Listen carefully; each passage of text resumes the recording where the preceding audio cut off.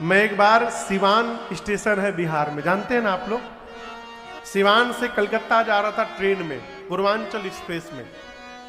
कथा में आने के बाद तो एक बाबूजी सामने बैठे थे, तो बातचीत होने लगी, तो पूछे आप क्या करते हैं। मैंने कहा बाबूजी मैं राम जी की कथा गाता हूँ। उस समय कोई जानता उनता भी नहीं था। तो मैंने पूछा बाबूजी आप गोरखपुर में? बोला हाँ महाराज जी मैं गोरखपुर में रहता हूँ और रिटायर्ड प्रिंसिपल हूँ मैं। वो अच्छी बात। तो मैंने ऐसे बातचीत होने लगी तो ऐसे पूछ दिया कि आपके बच्चे बाबूजी?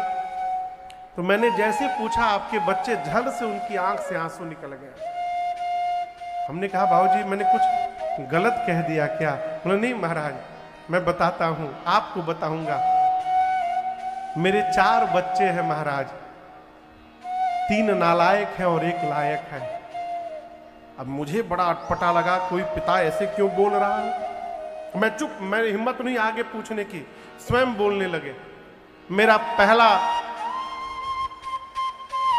नालायक बेटा अमेरिका में साइंटिस्ट है, दूसरा नालायक बेटा इंग्लैंड में डॉक्टर है, तीसरा नालायक बेटा वो भी इंग्लैंड में है, इंजीनियर है, और चौथा जो मेरा लायक बेटा है वो बस 12 तक पढ़ा है, गोरखपुर में व्यापार करता है और हमारी सेवा करता है, देखभाल करता है। ये उनके श्रीमुख वचन में सुना रहा हूं आपको।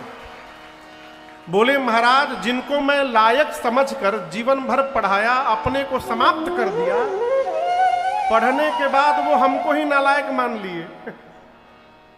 5 साल से ऊपर हो गया महाराज, तीनों देखने तक भी नहीं आए हम लोग।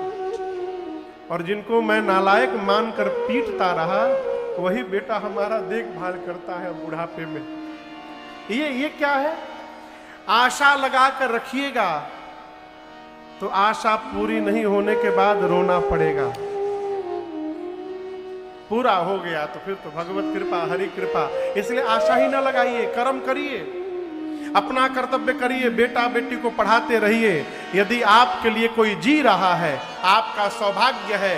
नहीं जी रहा है, हमने तो सोचा ही नहीं था। आनंद में रहिएगा, जहां रहिएगा आनंद में रहिएगा।